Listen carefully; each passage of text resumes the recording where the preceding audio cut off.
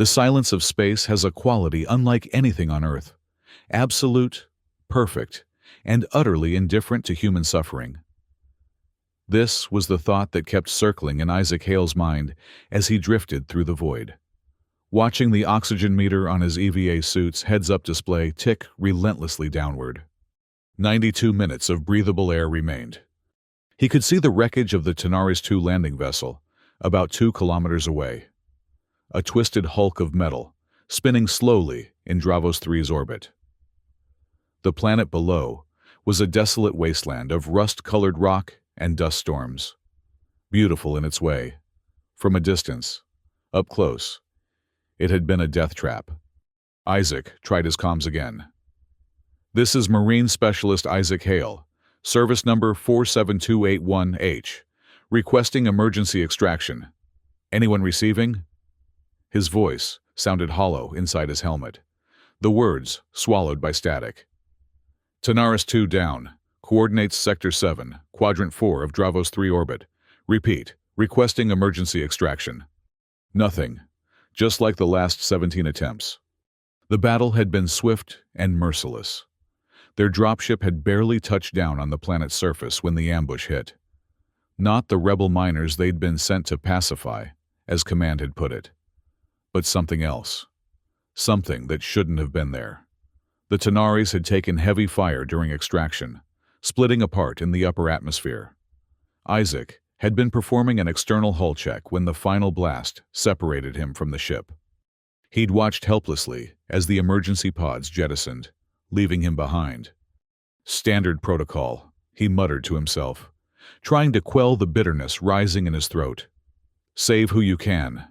But deep down, he knew the truth. He'd heard the transmission from Command before comms went dark. A single, cold instruction. "Cleanse the site. No survivors. Operation Aegean stays buried." What the hell was Operation Aegean? And why were they willing to sacrifice an entire squad to keep it secret? 85 minutes of oxygen. Isaac's training had prepared him for many scenarios. But not this. Not the profound loneliness of dying in space, abandoned by the very institution he'd sworn to protect. 15 years in the Corps, 3 commendations for valor, and this was his reward. Left to die in a failing EVA suit, while his commanding officers orchestrated a cover-up. The stars stretched out endlessly around him, cold and distant witnesses to his fate. Isaac closed his eyes, trying to calm his breathing. Panic would only deplete his oxygen faster. He thought of his father's farm back on New Montana, the way the synthetic wheat would wave in the artificial breeze under the colony's environmental domes. He'd never see it again. Would they even tell his family the truth? Or would he simply be listed as missing in action, another statistic in humanity's endless colonial wars? A soft vibration against his suit interrupted his thoughts. Isaac's eyes snapped open, scanning his HUD for the source. There, at the edge of his sensor range, something large was approaching. The vibration intensified, becoming a low, rhythmic pulse that he could feel through his suit. A warship's engines. Military grade. Isaac held his breath, watching as a massive shadow gradually eclipsed the stars to his right. HWS Valiant, a Poseidon-class heavy cruiser, one of the older models still in service. What was it doing here, so far from established patrol routes? The ship's running lights cast a pale blue glow across the void as it maneuvered closer. Isaac's heart pounded. They couldn't possibly have detected him. A lone human floating in the vastness of space was virtually invisible to standard scanners. And yet, the Valiant was slowing, adjusting its course directly toward him. Isaac activated his emergency beacon, a final, desperate attempt to be noticed. "This is Marine Specialist Isaac Hale," he transmitted, voice cracking with unexpected hope. "Service number 47281H. I am alive and requesting immediate extraction. Oxygen critical. Please respond." For several heartbeats, there was nothing. Then a voice crackled through his helmet. "Marine Specialist Hale. This is Captain Elena Reyes of the HWS Valiant. We've got a lock on your position. Stand by for retrieval. Isaac could barely process the words. He'd been prepared to die, had already made his peace. And now... Retrieval team dispatched, continued Captain Reyes. ETA 3 minutes. Conserve your oxygen. Marine. That's an order. Tears welled in Isaac's eyes, instantly forming into perfect floating spheres in the zero gravity of his helmet. Copy that. Valiant. Standing by. His voice was steady, but his hands trembled uncontrollably. A small shuttle detached from the Valiant's underbelly, thrusters glowing as it accelerated toward him. Isaac watched it approach, still half convinced this was a hallucination, the last desperate fantasy of a dying brain. But the shuttle was real. It slowed as it neared him, extending a mechanical arm that carefully secured around his midsection. Isaac felt the gentle tug as he was drawn toward the open airlock. 71 minutes of oxygen. He might actually survive this. The airlock sealed behind him with a hiss, and gravity gradually returned as the chamber pressurized. Isaac collapsed to his knees, the weight of his suit suddenly unbearable after hours of weightlessness.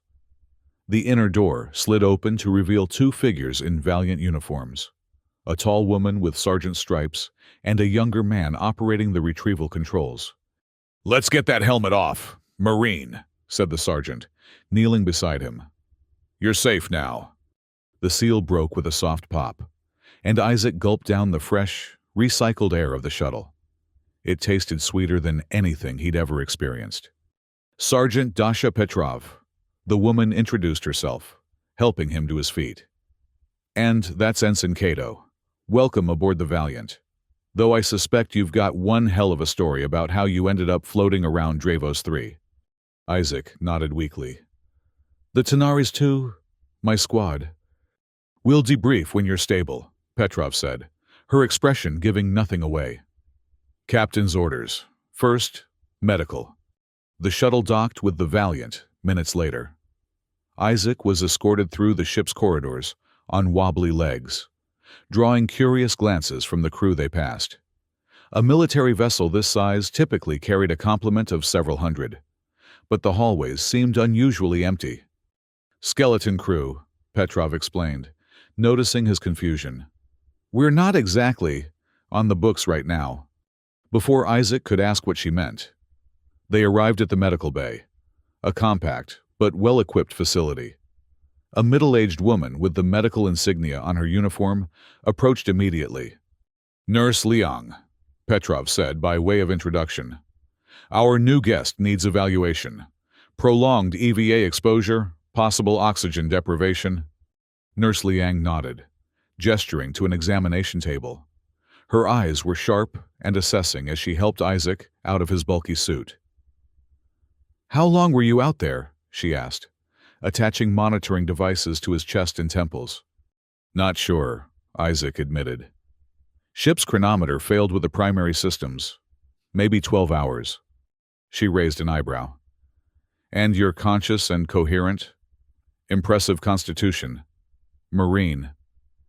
There was something in her tone, not quite suspicion, but a careful neutrality that put Isaac on edge. "Standard EVA training," he said. "Oxygen conservation protocols? Minimal movement." She studied the readings on her tablet. "Your core temperature is low. Early signs of radiation exposure. Mild dehydration. Nothing critical. I'm going to administer a radiation countermeasure and fluids." She prepared an injection. "The captain will want to speak with you soon. She doesn't like mysteries." "That makes 2 of us," Isaac muttered as the needle slid into his arm. Nurse Liang's eyes flickered to his face. "Rest now. I'll be monitoring your vitals." She drew a privacy curtain around his bed and stepped away. But Isaac could hear her soft footsteps stopping just outside, the subtle sounds of a communication device being activated. He lay back on the examination table, staring at the ceiling. Questions crowded his mind. Why had the Valiant been near Dravos 3? How had they detected him? What did Petrov mean about being off the books? And most importantly, what was Operation Aegean? And why was it worth sacrificing an entire squad to keep it secret? The privacy curtain slid back, and Isaac sat up quickly, expecting Nurse Liang. Instead, a woman in a captain's uniform stood before him, hands clasped behind her back. She was older than he expected, with close-cropped gray hair and the weathered face of someone who had spent decades in space. Captain Elena Reyes, she introduced herself crisply. "You're looking better than expected for a man we found floating in the void." Isaac straightened instinctively. "Thank you for the rescue, Captain. I'm still not clear on how you found me." "That's not the question you should be asking. Marine Specialist Hale." Reyes pulled up a stool and sat, studying him with penetrating dark eyes. "The question is why we were looking for you in the first place." Isaac's pulse quickened. "I don't understand." 3 days ago, we intercepted a coded transmission from High Command to all vessels in this sector. It declared the Tenaris II lost with all hands during a routine patrol. No search and rescue was authorized. The area was designated a no-fly zone. Reyes leaned forward. "The problem is, the Tenaris II wasn't on a routine patrol. It was carrying a full Marine strike team to Dravos III, ostensibly to handle a minor mining colony uprising." "How do you know that?" Isaac asked carefully. "Because the Valiant has been monitoring Command's operations in this sector for months," Reyes replied, her voice lowering. "We've tracked unusual deployment patterns, communications blackouts, and entire operations being wiped from official records. Something is happening, Specialist Hale, and your Tenaris II mission is part of it." Isaac felt cold despite the warming blanket Nurse Liang had provided. "Operation Aegean," he said softly. Rhea's eyes widened fractionally, the only indication that he'd surprised her. "What do you know about Operation Aegean?" "Only the name. I heard it in our commander's final transmission before the ship broke apart. Operation Aegean stays buried. Then, they ordered all escape pods to maintain communications silence. And they left you behind. I was performing an external hull check when the final hit came. The blast separated me from the ship." Isaac's hands clenched into fists. "They saw me. They knew I was out there. But the escape pods launched anyway." "Because you heard something you weren't supposed to," Reyes said grimly. "And now Command has declared your entire squad dead to ensure no one asks questions." Isaac felt sick. "My squad, are they actually dead?" "I don't know," Reyes admitted. "The escape pod's transponders went offline immediately after launch. Either they were destroyed, or they're being held somewhere, debriefed and sworn to secrecy." Isaac finished, a new determination hardening within him. "Or worse." "That's my suspicion." Reyes stood. "You understand that by rescuing you, the Valiant has directly contravened command orders. Technically, we're all committing treason." "Why take that risk for me? You didn't even know I was alive until you found me." Rhea's expression was unreadable. "Because whatever Operation Aegean is, it's worth Command sacrificing loyal soldiers to keep it hidden. And in my experience, Marine Hale, when Command is willing to bury its own people, they're hiding something that needs to be exposed." She moved toward the door, then paused. "Rest. When you're cleared by medical, report to the command deck. We have work to do." After she left, Isaac lay back down, mind racing. Everything he'd believed in, the core, the command structure, the cause they were fighting for, had been upended in a matter of hours. His squad might still be alive, and if they were either prisoners or unwilling accomplices to whatever conspiracy had nearly killed him. Either way, he owed them. Marines didn't leave their own behind, even if Command did. Nurse Liang returned shortly, with more medications and a wary expression. "The captain has a reputation for picking up strays," she said, as she checked his vitals. "But you're the first one who might get us all executed for treason." "You don't have to help me," Isaac said. "I didn't ask to be rescued." "None of us asked for any of this. she sighed, softening slightly. But we're all here now, aren't we? The captain sees something in you, something that connects to whatever crusade she's on. For your sake and ours. I hope she's right. Isaac was cleared for duty 6 hours later. Nurse Liang provided him with a standard Valiant uniform, minus any identifying insignia or rank markers. Captain's orders, she explained. You're not officially here, after all. The command deck of the Valiant was smaller than Isaac expected, designed for efficiency rather than the imposing presence of newer flagship models. Captain Reyes stood at the central console, surrounded by a handful of officers who all looked up as Isaac entered. Our guest of honor arrives, Reyes announced, gesturing him forward. Officers, this is Marine Specialist Isaac Hale, formerly of the Tenaris Descent, officially deceased, according to High Command. A murmur ran through the assembled crew. Isaac recognized Sergeant Petrov from the retrieval shuttle, standing to Reyes's right. The others were strangers, a lieutenant with communications insignia, a navigation officer, and a stern-faced security chief. Specialist Hale, Reyes continued. Meet my command team. You've already encountered Sergeant Petrov. This is Lieutenant Aya Murakami, our communications specialist, and the one who intercepted the order declaring you dead. Murakami, a compact woman with close-cropped black hair and intelligent eyes, nodded to him. Quite the resurrection, Specialist. Commander Jacobs runs our security detail. Reyes indicated the tall, dark-skinned man with the stern expression. And Ensign Voss is our navigator, currently keeping us in Dravos 3's shadow, to avoid detection. Voss, barely out of academy age by the look of him, gave a nervous salute. What exactly is happening here, Captain? Isaac asked, looking around at the assembled officers. You said you've been monitoring command operations, that you're not on the books. What does that mean? Reyes exchanged glances with her officers. It means, Specialist Hale, that the HWS Valiant officially doesn't exist anymore. According to fleet records, this ship was decommissioned and scrapped 8 months ago. But clearly it wasn't. No.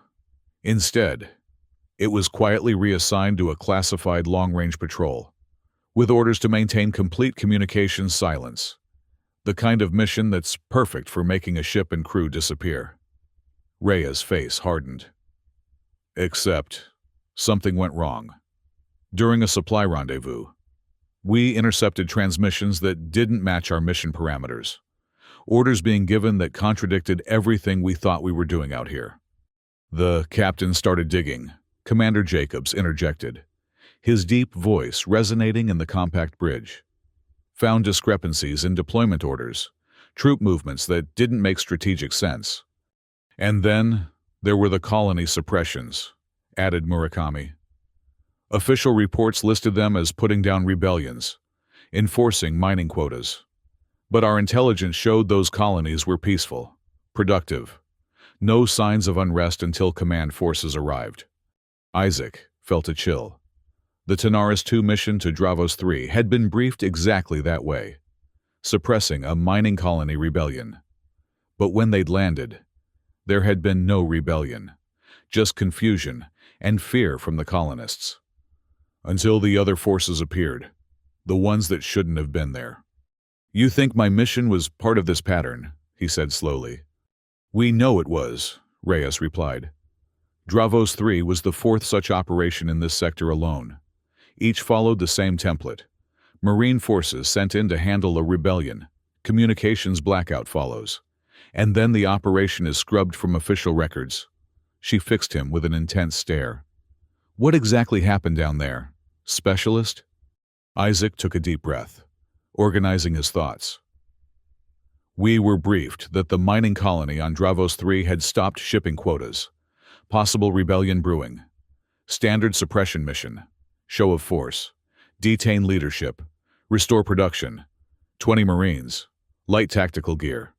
He paused, the memories flooding back with painful clarity. We dropped near the main facility. No resistance on approach. which was the first red flag. If they were in rebellion, they should have had perimeter defenses, lookouts. Instead, the colonists seemed surprised to see us. Scared, but not hostile. Isaac paced as he continued, the officers watching him intently. Commander Lewis ordered us to secure the administration building. That's when it happened. An incoming transmission, not on our standard channels. The commander's face changed when he heard it. He ordered us to fall back to the ship immediately. No explanation. What was in the transmission? Murakami asked sharply. I don't know. It came directly to his comm unit. But as we were boarding, I saw them, another military unit, approaching from the colony's far side, not wearing standard corps uniforms, but definitely military-grade equipment. Black Ops, maybe. Did they engage you? Commander Jacobs leaned forward, eyes narrowed. No. Commander Lewis ordered immediate liftoff. We were halfway to orbit when the first hit came. Precision weapons fire targeting our engines. The ship started breaking apart. The commander ordered evacuation, then made that final transmission about Operation Aegean staying buried. Isaac's voice grew quieter. I was outside the hull, checking damage. I saw the escape pods launch. They saw me too. I was on their screens. But they launched anyway. Silence fell over the command deck as the officers absorbed his story. So another military unit, not officially there, attacked your ship after your commander received unknown orders. Reyes summarized. And then command declared you all dead and locked down the sector. She turned to her communications officer. Lieutenant Murakami, what have you found on Operation Aegean? Nothing in any accessible database, Murakami replied. The name itself appears to be compartmentalized at the highest levels. But I've been cross-referencing deployment patterns with colony suppressions and found something interesting. She activated a holographic display at the center of the bridge, showing a star map of the sector.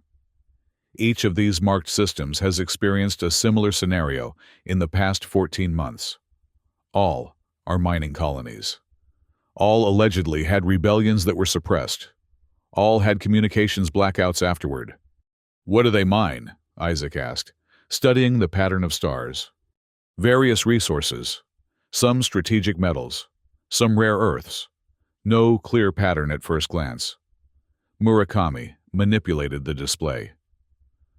But when I looked at shipping manifests before and after the suppressions, I found this.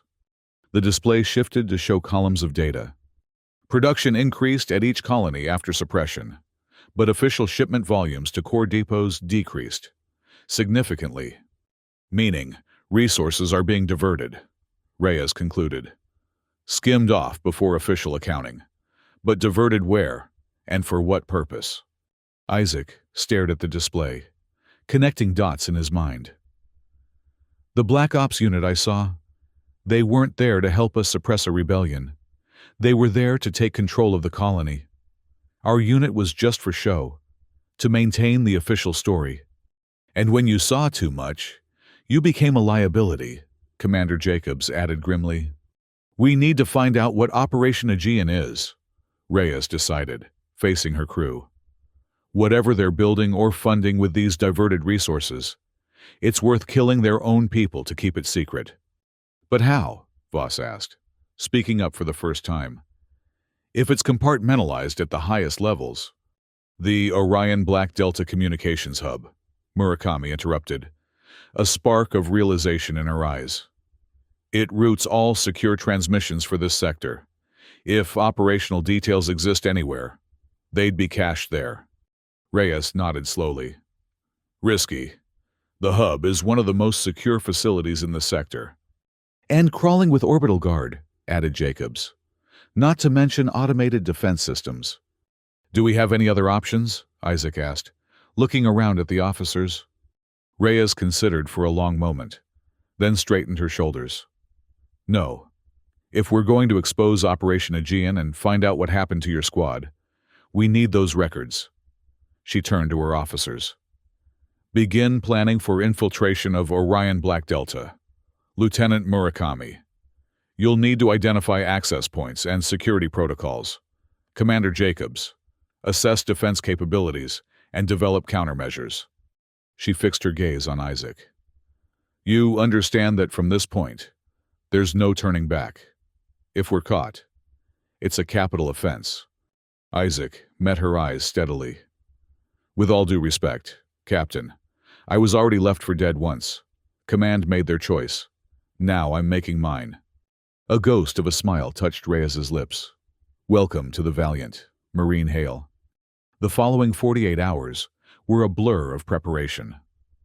Isaac was assigned temporary quarters, a small cabin that had previously belonged to an officer who'd transferred off before the Valiant's decommissioning.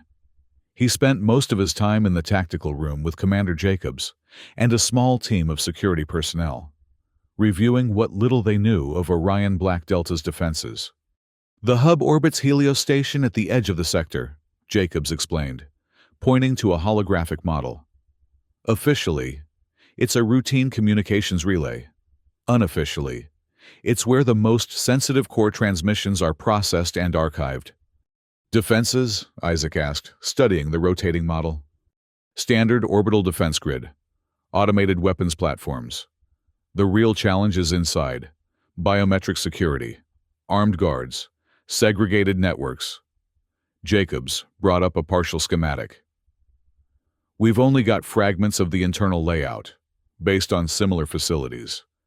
Lieutenant Murakami believes the central server core would be here, at the heart of the station. How do we get in? That's where you come in. Jacobs switched the display to show an approaching supply vessel. Every 2 weeks, Orion receives personnel and supply transfers from Helios Station. The next one is in 36 hours.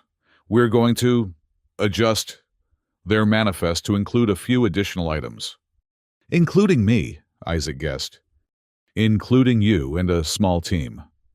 Sergeant Petrov will lead, with 2 of my security specialists. Lieutenant Murakami will guide you remotely. She's the only one who can navigate their systems once you're inside. Isaac nodded, absorbing the information. And once we have the data? Jacob's expression grew grave. You get out. Fast. Captain Reyes will position the Valiant to extract you, but our window will be narrow. If the alarm is raised, orbital guard vessels will respond within minutes. Understood. Isaac studied the schematics more carefully, committing them to memory. After a lifetime of following orders without question, the feeling of agency, of fighting for something he chose, was both foreign and exhilarating. That night, unable to sleep, Isaac found his way to the ship's observation deck, a small, rarely used space with a viewport looking out at the stars. To his surprise, Captain Reyes was already there, staring silently into the void. Couldn't sleep either? She asked without turning around. No, ma'am. Isaac moved to stand beside her. Too much to process. That's understandable. You've had your entire worldview upended in the span of a few days. She glanced at him. Having second thoughts? About the mission? No. Isaac watched as Dravos 3 came into view, a rusty sphere against the blackness. But I am wondering about something. Why did you start investigating in the first place? Before you knew about Operation Aegean or any of this, what made you suspicious? Reyes was silent for a long moment. My brother, she finally said. He commanded a destroyer, the Theseus. 18 months ago, his ship was declared lost during a classified operation. All hands lost. No further details provided. Standard procedure for deep space casualties. She turned to face him fully. Except Jacob would never have been so careless as to lose his ship. And when I tried to access mission records, I hit wall after wall of classification. When I pushed harder, I was suddenly assigned to this decommissioned vessel on a mission that made no strategic sense. They were getting you out of the way, Isaac realized. Yes, but they underestimated how stubborn Reyes siblings can be. A tight smile crossed her face. I started pulling threads, And the more I pulled, the more the official narrative unraveled. Something rotten is happening within the Corps. Specialist Hale. Something that's costing good soldiers their lives. Do you think your brother might still be alive, like my squad? Reyes turned back to the viewport. I have to believe it's possible. Otherwise, what are we risking everything for? They stood in silence for several minutes, watching the slow rotation of stars. Get some rest, Specialist, Reyes finally said. Tomorrow we finalize the infiltration plan. You'll need your wits about you. Isaac nodded and turned to leave, but paused at the door. Captain, thank you for picking up this stray. Her only response was a slight inclination of her head, but it was enough. The day of the mission arrived with tense efficiency aboard the Valiant.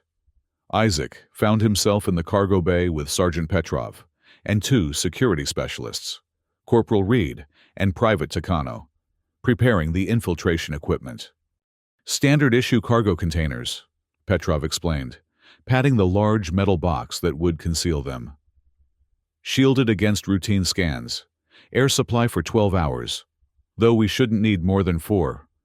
Tight quarters, Reed commented, eyeing the container with distaste. Better than a body bag, Takano replied, checking her sidearm for the third time. She was young, but had the focused intensity of someone who had seen combat. Lieutenant Murakami joined them, carrying a small case of specialized equipment. Neural interfaces, she explained, opening it to reveal 4 slim devices. They'll link you to me once you're inside. I'll be able to see what you see, guide you through the systems. Like having you in our heads? Reed asked skeptically. More like an augmented reality overlay. I'll highlight paths, identify security measures, walk you through the data extraction. Murakami handed each of them a device. They activate with body heat. Once you're in position, press them against your temple. Captain Reyes entered the cargo bay, accompanied by Commander Jacobs. Final briefing, she announced, gathering them around a portable display. The supply shuttle departs Helios Station in 90 minutes. We've inserted our container into their manifest. Routine replacement parts for life support systems. Upon docking with Orion, your container will be offloaded to Cargo Bay 3, here. The display showed a schematic of the station. You'll have approximately 20 minutes before inventory processing begins. That's your window to exit the container and proceed to access Junction 12, which Lieutenant Murakami has identified as minimally monitored. Murakami stepped forward. From there, you'll need to traverse 3 security zones to reach the central server core. I've programmed bypass sequences for the standard checkpoints, but there are likely to be patrol guards. Minimal engagement is crucial. Every alarm raised increases our risk exponentially. Once at the core, Reyes continued, you'll have less than 5 minutes to locate and extract data on Operation Aegean before the system flags the unauthorized access. Lieutenant Murakami will guide you through the extraction remotely. And extraction? Isaac asked. The same supply shuttle returns to Helios Station after a 3-hour turnaround. Your container will be remanifested for the return journey. The Valiant will intercept the shuttle once it's clear of Orion's defense grid. Reyes surveyed the team grimly. If anything goes wrong, if you're discovered or the data extraction fails, abort immediately. Make your way to Auxiliary Docking Bay 7. We'll create a diversion and attempt emergency extraction. But be aware that the chances of success drop dramatically in that scenario. Isaac nodded, feeling the familiar pre-mission tension building in his muscles. But this was different from any deployment he'd experienced before. This wasn't following orders. This was choosing to risk everything for the truth. Any questions? Reyes asked, looking at each of them in turn. When no one spoke, she straightened. Very well. The Valiant will maintain position at the outer marker, running silent. Communications blackout until you're back aboard. She hesitated, then added, I don't need to tell you what's at stake here. Not just for us, but for everyone who's been sacrificed to keep Operation Aegean secret. Good hunting. The cargo container was every bit as cramped as it looked, with the four of them pressed together among fake machinery parts. Isaac focused on his breathing as the container was loaded onto a small transport vessel, then felt the subtle shift as they detached from the Valiant. 90 minutes to Helios Station, Petrov murmured in the darkness. Then another 40 to Orion. Settle in. The journey passed in tense silence. Isaac used the time to mentally review the schematics, visualizing each step of their path through the station. If all went according to plan, they would be in and out with no one the wiser. But in his experience, operations rarely went according to plan. A series of jolts signaled their arrival at Helios Station, followed by the distinct sensation of being moved by mechanical handling equipment. Voices filtered through the container walls, bored dock workers processing the supply transfer. Container 347B, life support components for Orion Black Delta. A flat voice announced. Priority clearance. Scan it and load it, replied another voice. Shuttle leaves in 15. A humming sound passed over the container, the security scan that their shielding would hopefully defeat. Isaac held his breath. Cleared. Move it to Bay 4. More movement. Another series of jolts. And then, the distinctive vibration of shuttle engines powering up. They were on their way to Orion. The 40-minute journey to the communications hub felt interminable. When the shuttle finally docked and their container was offloaded, Isaac's muscles were cramping from the enforced stillness. Stand by, Petrov whispered, as they felt the container being set down. Waiting for inventory clear. Minutes ticked by. Then, through a small monitoring device, they heard the cargo bay doors close and the sound of footsteps receding. Now, Petrov ordered. Reed activated the release mechanism from inside, and the container's side panel slid open silently. They emerged into a large, dimly lit cargo bay filled with similar containers and equipment. Cargo Bay 3 secure, Takano reported, scanning the area with a compact sensor. No personnel detected. 23 minutes until inventory. Move out, Petrov ordered, leading them toward a service corridor at the bay's far end. Neural interfaces active. Isaac pressed the small device Murakami had given him against his temple. It adhered instantly, and a moment later, a translucent overlay appeared in his field of vision. Schematics, directional markers, and a small text window where Murakami's guidance would appear. Access Junction, 12, 147 meters ahead, scrolled across his vision. Security patrol scheduled in 3 minutes. Hurry.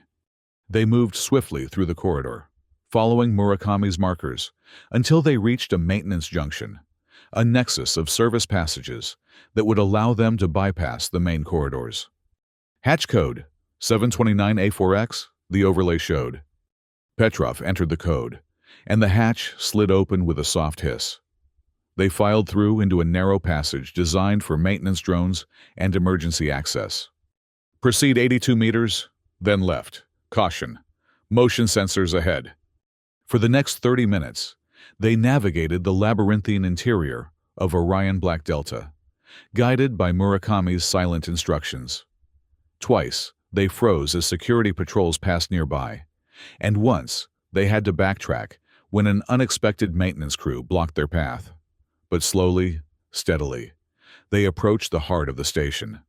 Central server core access. 2 security checkpoints remaining. The overlay showed as they reached a more heavily fortified section. This is where it gets interesting, Petrov murmured, eyeing the biometric scanner guarding the next hatchway. Murakami? Stand by, bypassing security protocol. The overlay flickered as Murakami worked remotely, attempting to spoof the biometric system. Isaac kept watch on the corridor behind them, tension building with each passing second. Access granted, 40-second window. The hatch slid open. They hurried through into a sterile white corridor that led to a circular chamber, the server core. But as they approached the final security checkpoint, a red warning flashed across their vision. Alert, security override detected, system lockdown imminent. They've detected the breach, Petrov hissed. "We've got minutes at most." "Keep going," Isaac urged. "We're too close to turn back." The final hatch opened as Murakami executed her last bypass sequence, revealing the central server core, a circular room dominated by towering data stacks that pulsed with blue light. "Proceed to central console, inserting data extraction protocol." Takano took up position at the entrance while Isaac, Petrov, and Reed approached the main console. The overlay showed them exactly where to connect Murakami's specialized data retrieval device.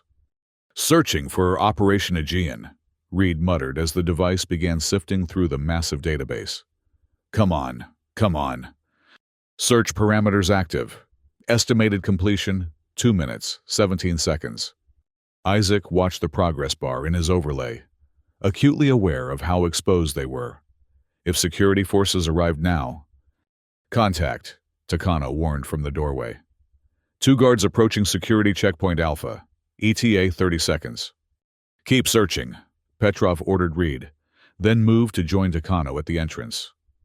"Hale, be ready to extract the moment we have confirmation." Isaac nodded, eyes fixed on the console as data streamed past too quickly to read.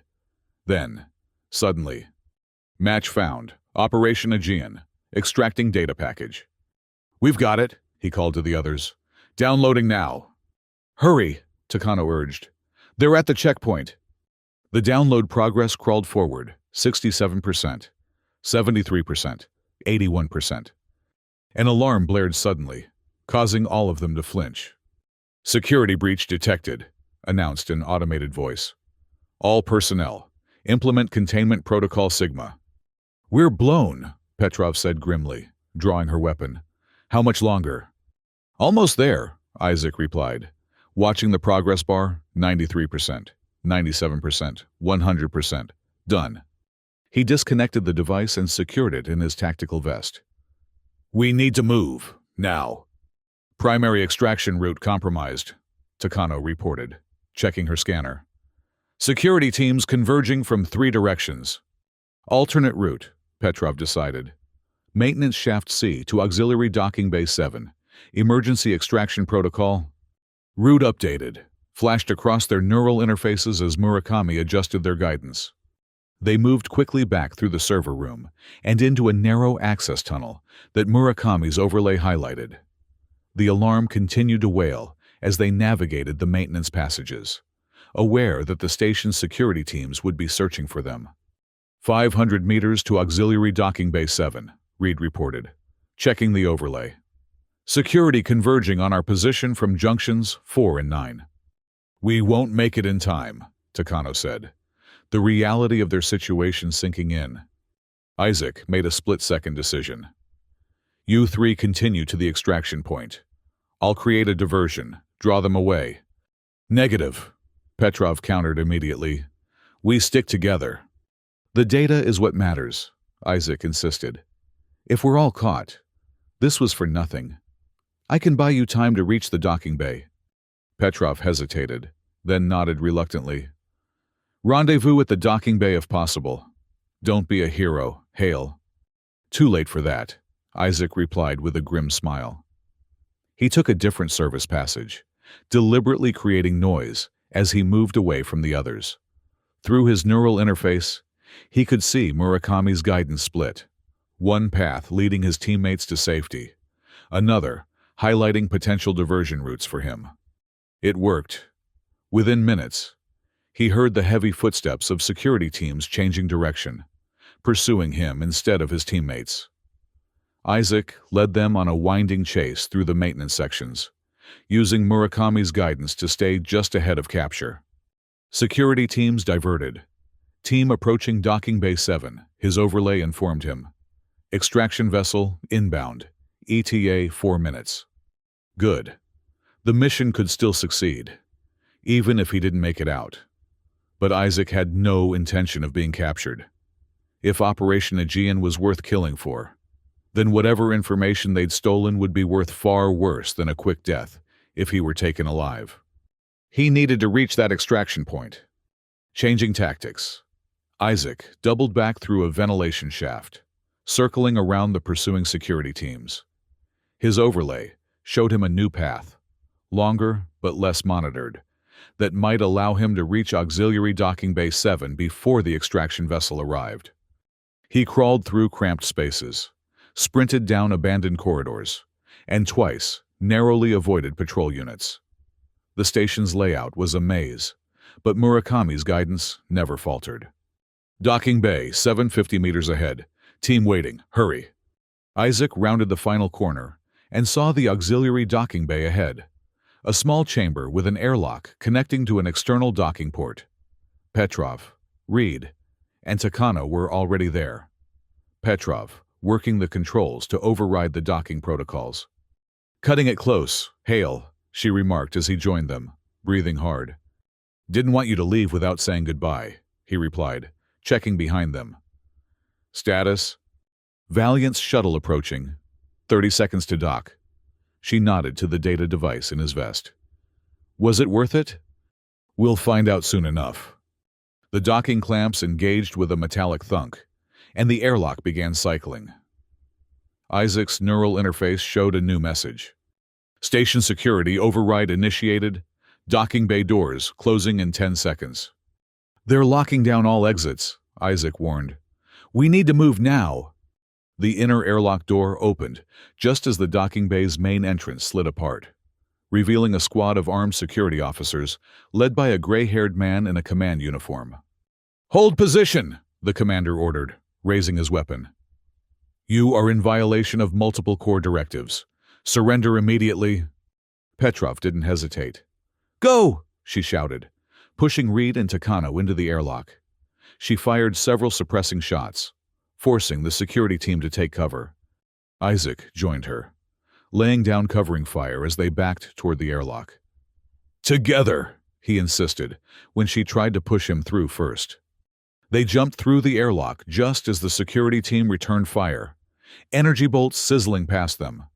The airlock sealed automatically, and they felt the vibration as the extraction shuttle disengaged from the station, thrusters firing at maximum.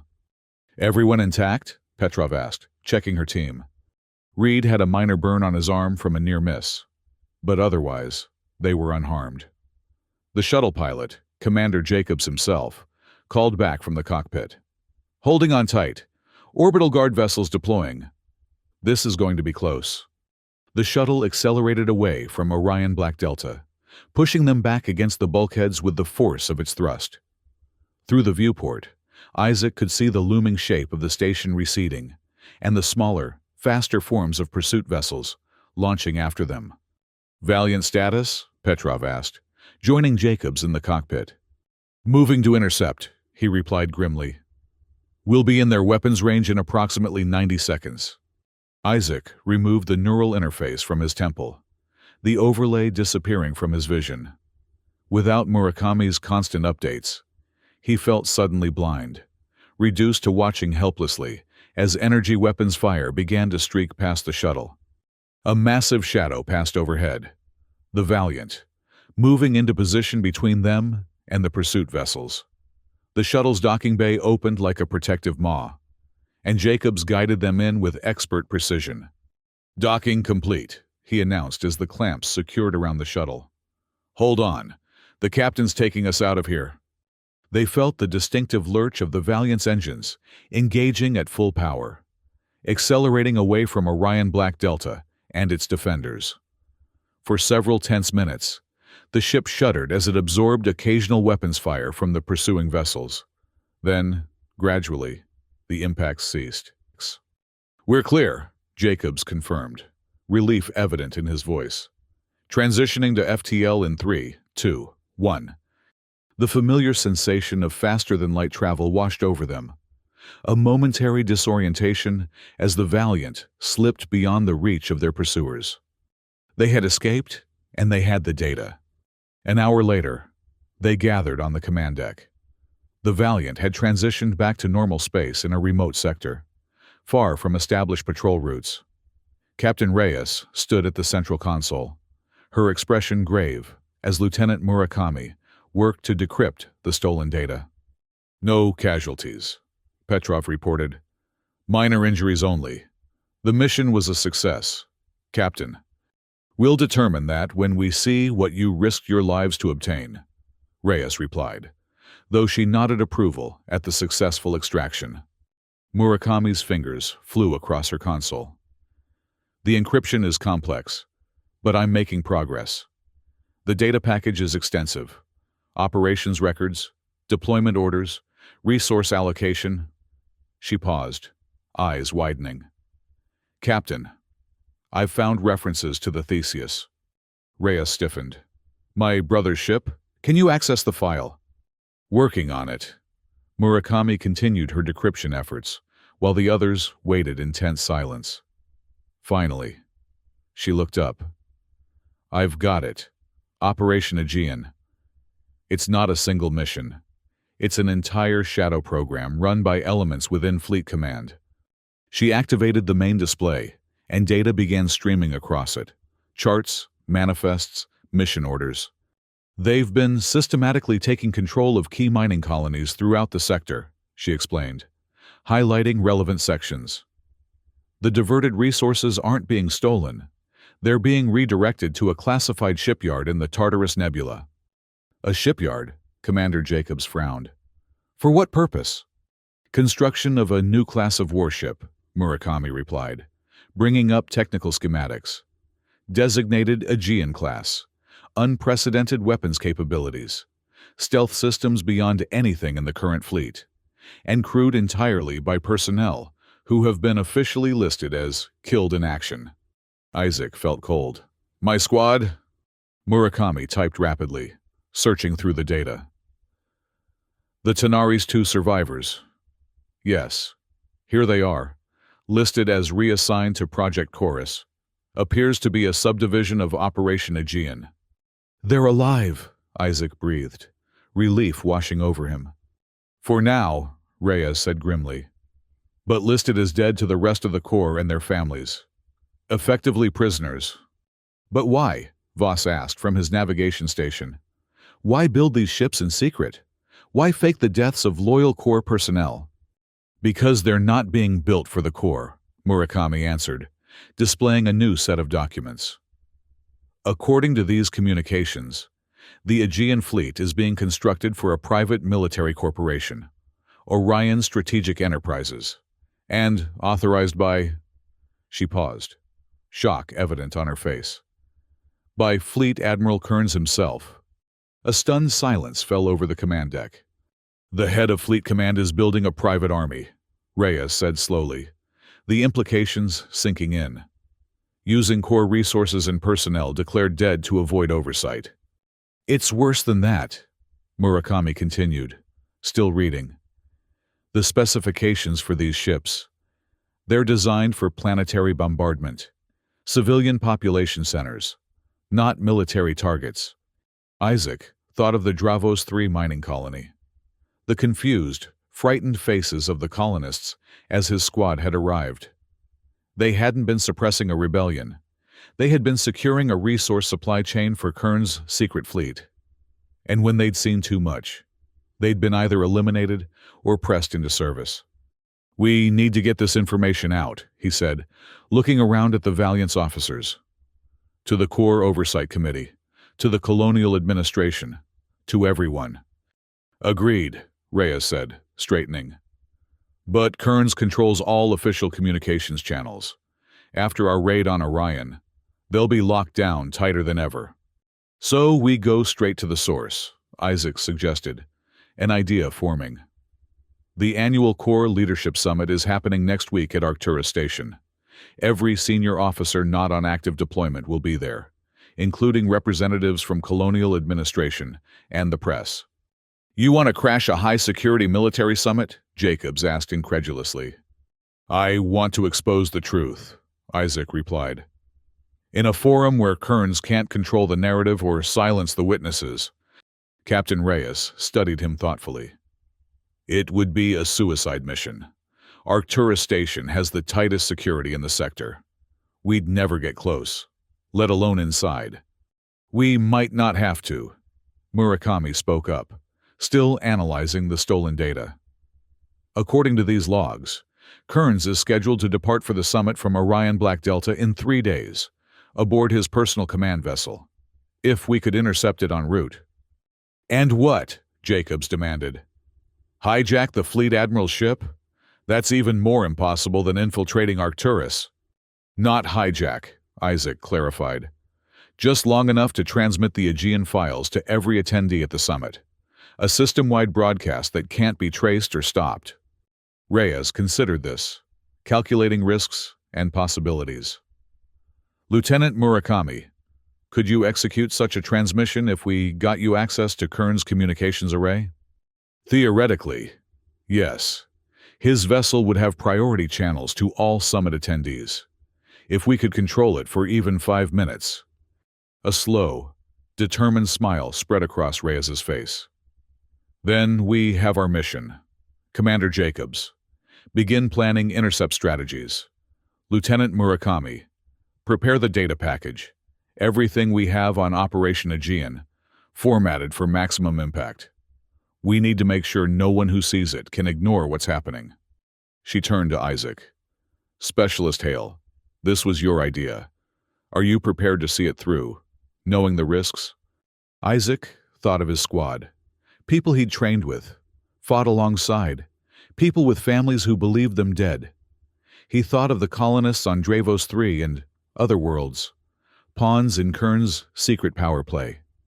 And he thought of himself, floating alone in the void, abandoned by the institution he'd dedicated his life to serving. Yes, Captain, he answered without hesitation. Whatever it takes. The plan came together over the next 48 hours. Using the intelligence they'd gathered from Orion Black Delta, they plotted Admiral Kearns' route to Arcturus Station and identified an optimal intercept point, a navigation checkpoint where his vessel would briefly decelerate to adjust course. We'll have approximately 3 minutes where they're vulnerable, Commander Jacobs explained during the final briefing. The Valiant will approach under communications blackout, using the nearby asteroid field for cover. When Kearns' vessel reaches the checkpoint, we strike. Their security protocols? Reyes asked. Standard for a command vessel, armed escort, defensive screens, security personnel on board. But they won't be expecting a direct assault. Not from what appears to be a decommissioned core vessel. Lieutenant Murakami outlined the communication strategy. Once we've disabled their engines and boarded, we need access to the primary communications array. I'll transmit the complete Aegean files to every delegate scheduled to attend the summit, along with our evidence of Kearns' involvement. And then? Petrov asked the question everyone was thinking. Reyes answered frankly. Then we run. Once the information is out, Kearns will deploy everything he has to silence us. Our only hope is to get beyond core space before they can organize a coordinated response. And after that, Isaac pressed, if we succeed, if the truth about Operation Aegean becomes known, what happens to us? Best case, we're eventually vindicated as whistleblowers who exposed a massive conspiracy. Reyes said, worst case, we spend the rest of our lives as fugitives. She looked around at her crew. I won't order anyone to participate in this final mission. This is a volunteer operation only. Not a single crew member stepped back. Very well. Reyes nodded, pride evident in her expression. Prepare for battle stations. We intercept Admiral Kearns in 18 hours. The Valiant took position within the asteroid field, 6 hours before Kearns' expected arrival, running with minimal power to avoid detection. The ship was eerily quiet as the crew made final preparations. Isaac found himself in the armory with Petrov, checking weapons for the boarding party. Having second thoughts? She asked, noticing his pensive expression. No, just thinking about what comes after. He secured a tactical harness across his chest. I've been a Marine my entire adult life. I don't know how to be anything else. Maybe you won't have to be, Petrov replied, if enough people at that summit believe the evidence. And if they don't, Isaac countered, if Kearns manages to spin it, claim we're terrorists or rebels. Petrov checked the charge on her rifle before answering. Then we keep fighting. Find another way to expose the truth. Save your squad if we can. She gave him a sidelong glance. Unless you've got somewhere better to be. Despite everything, Isaac found himself smiling. Not at the moment, no. Good, because I'm getting used to having you around. Hail. She shouldered her weapon. Try not to die out there today. Same to you, Sergeant. The alert came 90 minutes later. Kern's vessel approaching the navigation checkpoint, right on schedule. The Valiant's crew moved to battle stations with practiced efficiency as Captain Reyes issued final orders from the command deck. Helm, prepare for intercept course. Weapons, target their engines and communications array. Disable only, no catastrophic damage. Boarding teams to deployment stations. Isaac joined Petrov and the assault team in the launch bay, where 2 tactical shuttles waited. Commander Jacobs would lead the primary team, tasked with securing the engine room and bridge. Isaac and Petrov would escort Lieutenant Murakami to the communications array to transmit the Aegean files. 30 seconds to intercept, announced the ship's AI. All personnel, secure for combat maneuvers. The Valiant surged from its hiding place among the asteroids, engines roaring to full power as it closed rapidly on the unsuspecting command vessel. Through the launch bay viewport, Isaac could see their target, a sleek, gray ship, flanked by 2 smaller escort vessels. Targeting solutions acquired, reported the weapons officer. Firing on your command, Captain. Fire, Reyes ordered calmly. The Valiant's weapons lanced out, precision strikes that disabled the escort vessel's engines before they could react. A second volley struck Kern's ship, specifically targeting propulsion and defensive systems. Direct hits, confirmed the weapons officer. Target vessel engines disabled. Defensive screens at 17% and failing. Launch boarding teams, Reyes commanded. Good hunting.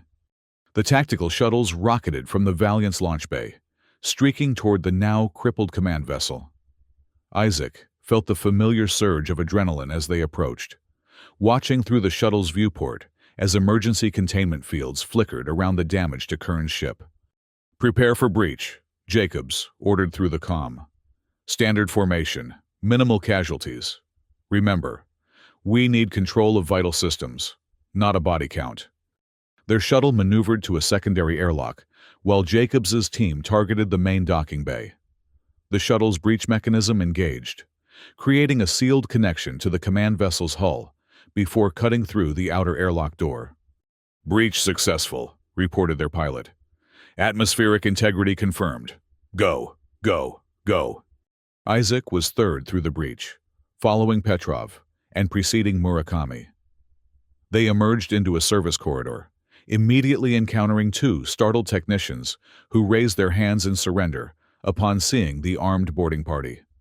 Secure them, Petrov ordered one of her team, then consulted the ship schematic displayed on her tactical pad. Communications array, 2 decks up, this way. They moved swiftly through the corridors, encountering minimal resistance. Most of the crew appeared to be regular Corps personnel, not security forces, and few were willing to risk their lives defending the ship against what appeared to be a professional military operation. Commander Jacobs' team has secured the engine room, Murakami reported, monitoring the tactical network. Bridge team encountering heavy resistance. Kearns has a security detail with him. We stick to the plan, Petrov decided. Secure the communications array, transmit the files. Let Jacobs worry about Kearns. They reached a security checkpoint outside the communications center, where 4 armed guards took up defensive positions. Unlike the regular crew, these men wore the distinctive insignia of Admiral Kearns' personal security detail. Surrender your weapons and identify yourselves, ordered the lead guard, his rifle trained on Petrov. This is a Corps command vessel. Any hostile action constitutes high treason. We know exactly what constitutes treason, Petrov replied coldly. Lower your weapons. We have no desire to harm Corps personnel. You have 5 seconds to comply, the guard responded, unmoved. Isaac assessed the situation rapidly. 4 guards, well positioned, with reinforced positions. A frontal assault would result in casualties on both sides. "Lieutenant Murakami," he said quietly, "can you access the environmental controls for this section?" She worked her tactical pad for a moment, then nodded. "Yes. I've got limited access through the maintenance subsystems. On my mark, drop the oxygen levels in their section. Not enough to cause permanent harm. Just enough to disorient them." Isaac glanced at Petrov, who nodded agreement. 3, 2, 1, mark. Murakami executed the command. There was no visible change. But within seconds, the guards began showing signs of confusion, their weapons wavering as oxygen deprivation affected their cognition. "Move," Isaac ordered, and the team surged forward. The guards attempted to resist, but were quickly overpowered and secured without serious injury. Petrov restored normal atmospheric conditions once they were neutralized. "Communications center clear," she reported through the tactical network. "Proceeding with primary objective." Murakami immediately went to work at the main console, connecting her data device and bypassing security protocols. "This will take a few minutes," she informed them, fingers flying across the interface.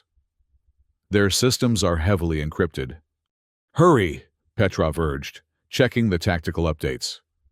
"Jacob's team is still encountering resistance on the bridge, and we've got core response vessels incoming, ETA 12 minutes. Isaac took up position at the entrance, watching for potential counterattacks. Through the tactical network, he could hear fragments of communication from the bridge assault team. Heavy fire from the Admiral's security. "2 wounded, requesting medical." "Kearns is barricaded in the command center." "I'm in," Murakami announced suddenly, a note of triumph in her voice. "Accessing primary communication protocols, preparing data package for transmission." A new voice cut through their tactical channel, Captain Reyes from the Valiant. "All teams, be advised. Additional core vessels detected entering the sector. Estimated time to intercept reduced to 8 minutes. Complete primary objective and prepare for immediate extraction." "Transmission initiating," Murakami reported, activating a sequence on her console. "Sending to all delegates registered for the Leadership Summit. Now." The console displayed a progress bar as the massive data package began transmitting across multiple secure channels simultaneously. The complete files on Operation Aegean, the Shadow Fleet, the mining colony takeovers, the personnel declared dead but secretly reassigned. Everything they had discovered, sent directly to hundreds of the Corps' highest-ranking officers and civilian oversight officials. "Transmission at 30%, Murakami updated them. "Estimated completion in 3 minutes." The tactical network suddenly erupted with urgent communications from Commander Jacobs's team. "Bridge secured! Repeat, bridge secured! But Kearns is—" The transmission cut off abruptly. Isaac exchanged concerned glances with Petrov. "Jacobs, report," she demanded. "What's happening on the bridge?" No response came. Instead, the doors to the communications center slid open, revealing a tall, gray-haired man in an admiral's uniform, flanked by 2 armed guards. Admiral Kearns himself, his expression a mask of cold fury. "So," he said, surveying them with contempt, "these are the traitors who think they can undermine years of careful planning." Isaac and Petrov raised their weapons instantly, but Kearns appeared unconcerned. "I wouldn't," he advised calmly. "My men have secured your Commander Jacobs and his team. One signal from me, and they die. Besides," he gestured to Murakami's console, "your transmission is only at 47%. Terminate it now, and perhaps we can discuss terms." "There are no terms to discuss, Admiral," Isaac replied, keeping his weapon trained on Kearns. "Operation Aegean is finished. Even if you stop this transmission, we've already sent copies of the data to multiple secure locations. The truth is going to come out." "The truth," Kearns laughed, a short, humorless sound. "You have no idea what the truth is. Marine, you've stolen fragments of classified information and constructed a conspiracy that fits your limited understanding." "We know you're building a private fleet," Petrov said. using core resources and personnel officially listed as dead, including Specialist Hale's squad from the Tanaris II, and Captain Rhea's brother from the Theseus, Isaac added. Along with how many others? Hundreds, thousands of loyal core personnel, declared dead so you could press them into service for your private army? Kearns regarded them with something like pity. Is that what you think this is? A power grab? A coup? He shook his head. Operation Aegean is the only thing standing between humanity and extinction. And you self-righteous fools may have just doomed us all. Transmission at 63%, Murakami reported quietly, continuing her work despite the confrontation. What are you talking about? Isaac demanded, confused by Kearns' response. 3 years ago, a deep space exploration vessel encountered something in the Tartarus Nebula. Kearns explained, his voice taking on a lecturing tone. Something that shouldn't exist. A threat beyond anything in our recorded history. The vessel was destroyed, but not before transmitting partial sensor data. What threat? Petrov asked skeptically. We don't have a name for them yet, but they're coming. The resources we've diverted, the ships we've built in secret, they're our only hope of survival when they arrive. Kearns' eyes hardened. The Core Oversight Committee wouldn't authorize the resources needed. Too expensive, too speculative, they said. So I did what was necessary. By kidnapping your own people? Isaac challenged. By attacking colonies and forcing them into servitude? By ensuring humanity's survival, Kearns snapped. Sometimes that requires difficult choices. Transmission at 78%. Murakami updated them, her voice steady despite the tension. Kearns glanced at the console, then back to Isaac. You still have a choice. Marine, stop this transmission. Join us. Your skills would be valuable in the coming conflict. Like my squad had a choice? Isaac asked bitterly. Like Captain Rhea's brother had a choice. They serve a greater purpose now, Kearns insisted. As could you. Isaac studied the Admiral carefully. Was he telling the truth about this mysterious threat? Or was this an elaborate justification for a power-hungry Admiral's ambitions? It didn't matter, he realized. Even if Kearns believed he was acting for humanity's good, his methods had crossed every line. If there is a threat coming, Isaac said finally, then face it with honor, with transparency, not with lies and betrayal of everything the Corps stands for. Kearns' expression hardened. Honor won't save us when they arrive, but I see you've made your choice. He raised his hand, presumably to signal his men to execute Jacobs and his team. Isaac fired without hesitation, the shot striking Kearns in the shoulder. The Admiral staggered backward as his guards returned fire, forcing Isaac and Petrov to take cover behind communications equipment. Transmission at 92%, Murakami called out, ducking beneath the console as energy bolts sizzled overhead. An alarm blared throughout the ship, and the tactical network came alive with reports from both Jacobs' team and the Valiant. Bridge security neutralized. Moving to support communications team. Core vessels entering weapons range in 4 minutes. Extraction shuttles standing by at primary breach points. Petrov leaned out from cover and fired a precision shot that took down one of Kearns' guards. Isaac followed with suppressing fire that forced the Admiral and his remaining guard back into the corridor. Transmission complete, Murakami announced triumphantly. Data package delivered to all summit delegates. Extraction now, Petrov ordered, pulling Murakami from the console. Move! They fought their way back through the corridors toward their breach point, encountering sporadic resistance from Kearns' security forces. Commander Jacobs' team joined them en route, bearing several wounded, but still combat effective. Kearns, Jacobs asked, as they moved together toward the extraction point. Wounded, not captured. Isaac replied grimly. But the data is out.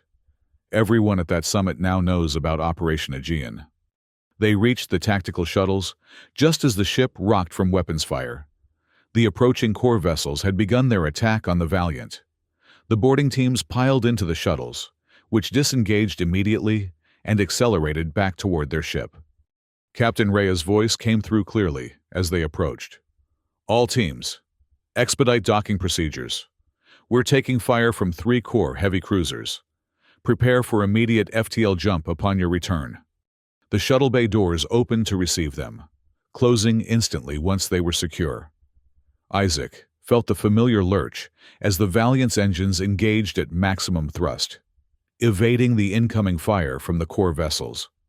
"All hands, brace for emergency FTL transition," Reyes announced as Isaac and the others rushed to secure positions. Jump sequence initiating in 3, 2, 1.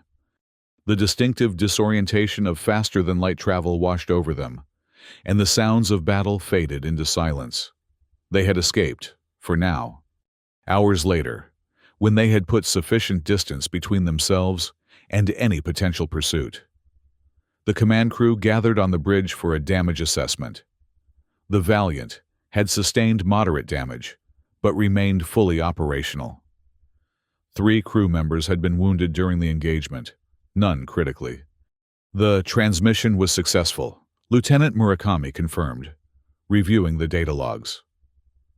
Every delegate scheduled to attend the Leadership Summit received the complete Aegean files. By now, the information will have spread throughout the upper echelons of the Corps and Colonial Administration. "And Kern's claim about some existential threat?" Reyes asked, looking at Isaac. "Did you believe him?" Isaac considered carefully before answering. "I don't know. He seemed convinced, but that doesn't justify his methods. If there is a threat coming, the Corps should face it united and informed, not divided by secrets and betrayal." "Agreed," Reyes said. "And regardless of his motivations, the people he's taken, including your squad and my brother, deserve the truth. They deserve a choice." "So, what now, Captain?" Commander Jacobs asked the question on everyone's mind. "We're officially traitors to the Corps. Where do we go from here?" Reyes moved to the navigation console, studying the star map thoughtfully. "Beyond Corps space, for now. To the outer colonies. Perhaps where Kern's influence is weaker. We watch and wait. See how the leadership responds to the information we've provided." She looked around at her crew, people who had risked everything for the truth, for justice, for the comrades abandoned by their own command. "And then," she continued, a fierce determination in her voice, "we find them, every ship, every crew member declared dead and pressed into Kern's service. We give them the truth and a real choice, including your squad, Specialist Hale, and my brother's crew." Isaac nodded, a sense of purpose settling over him. He was no longer a Marine in the traditional sense, but he was still a soldier, still fighting for what he believed in, for the people who had been betrayed alongside him. "I'm with you, Captain," he said simply. Others around the bridge echoed his sentiment. Reyes nodded, the ghost of a smile touching her lips. "Set course for the outer colonies, maximum sustainable speed, and maintain communications monitoring. I want to know how the Corps leadership responds to our little revelation." As the Valiant accelerated toward the edge of charted space, Isaac found himself drawn to the observation deck once more. The stars stretched out before him, infinite possibilities in the darkness. Somewhere out there were his comrades from the Tanaris II, believing themselves abandoned, perhaps forced into service for Kern's secret fleet. He made a silent promise to find them, to offer them the truth and a choice, as the Valiant had done for him when he'd been left to die in the cold void of space. The silence of space might be absolute and indifferent to human suffering, but humanity itself didn't have to be. Not while people were willing to risk everything for truth and justice. Not while ships like the Valiant still roared through that silence, carrying hope with them into the unknown. 2 weeks later, the Valiant drifted in the shadow of a gas giant in the Minos system, a remote region beyond Corps jurisdiction. The ship's systems operated at minimal power to avoid detection while Lieutenant Murakami monitored communications channels for news from Corp space. Isaac sat in the small, makeshift gym they'd set up in one of the cargo bays, methodically working through a series of exercises designed to maintain combat readiness. His body had fully recovered from his near death in space, but his mind still occasionally flashed back to those moments of absolute isolation. The oxygen meter ticking down, the stars coldly witnessing his abandonment. "There you are," Sergeant Petrov said, entering the cargo bay. "Captain's called a briefing. Murakami's picked up something." Isaac toweled off and followed her through the Valiant's corridors. The crew they passed looked tense but determined, all of them now united in a cause that transcended their original core oaths. They were no longer serving an institution. They were serving the truth. The command deck was already crowded when they arrived. Captain Reyes stood beside Lieutenant Murakami at the communication station, both studying a data stream with intense focus. Commander Jacobs and several other senior officers gathered around them. "What's happened?" Isaac asked, as he and Petrov joined the group. Reyes glanced up. "Lieutenant Murakami has intercepted multiple high-priority transmissions from Corps Command. It seems our data dump had the desired effect." Murakami activated the main display, showing fragments of intercepted communications. 3 days after our transmission, Admiral Kearns was relieved of command pending investigation. The Corps Leadership Summit was extended by a week as they dealt with the fallout. "They believed the evidence?" Petrov asked, sounding surprised. "Not unanimously," Murakami replied. "But enough high-ranking officers demanded answers that they couldn't simply bury it again, especially after we included the personnel logs. Thousands of soldiers and officers declared dead, but secretly reassigned. Too many families, too many questions." "What about Operation Aegean itself?" Isaac pressed. "Did they address Kearns' claim about some existential threat?" Reyes nodded grimly. "That's where it gets complicated. According to these transmissions, a special committee has been formed to investigate both Kearns' methods and his claims about a threat in the Tartarus Nebula.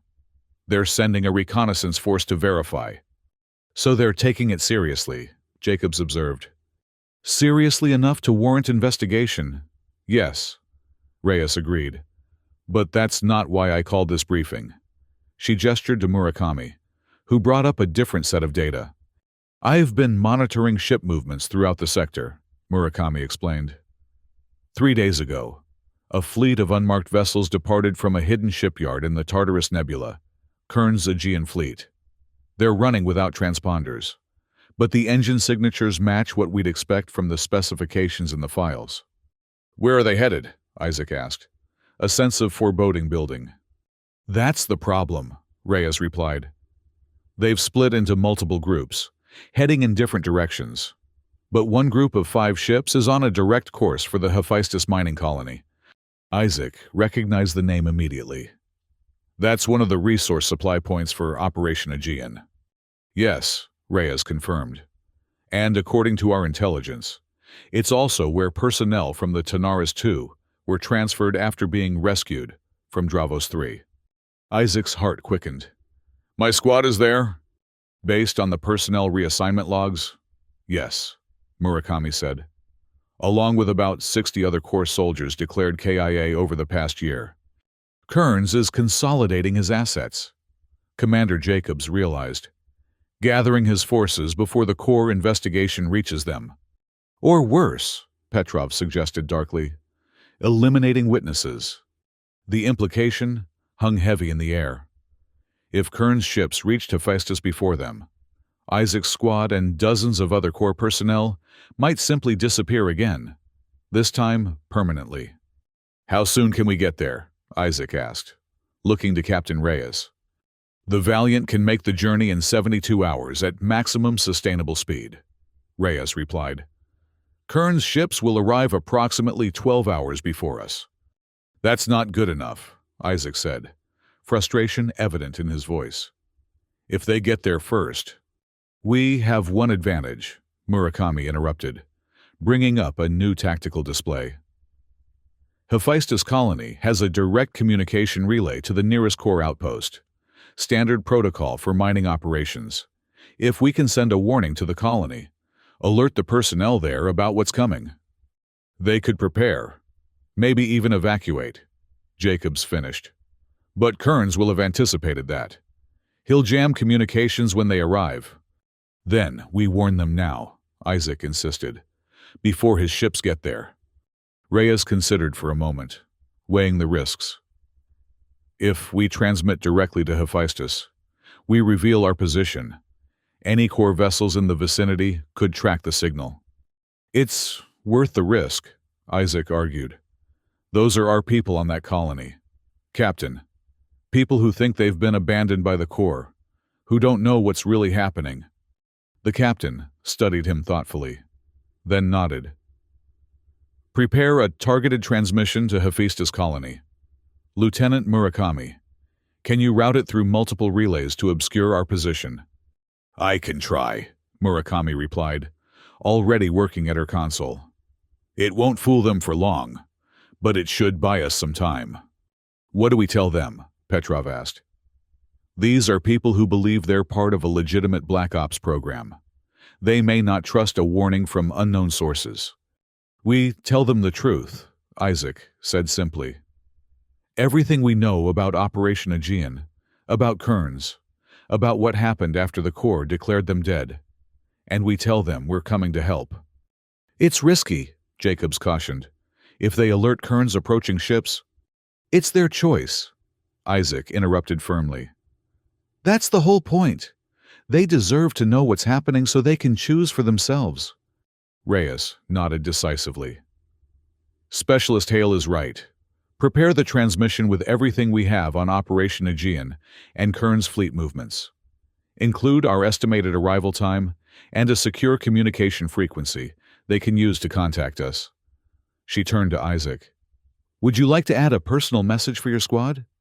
Yes, Isaac said, grateful for the opportunity. I would. An hour later, the transmission was ready. Isaac recorded a brief message to his former squadmates, explaining what had happened after the Tanaris II was destroyed, how he'd discovered the truth about Operation Aegean, and that the Valiant was coming to Hephaestus to offer extraction for anyone who wanted to leave. Transmission ready, Captain, Murakami reported. Routed through 7 different comm relays. It should reach Hephaestus in approximately 4 hours. Send it, Reyes ordered, and then prepare for immediate departure.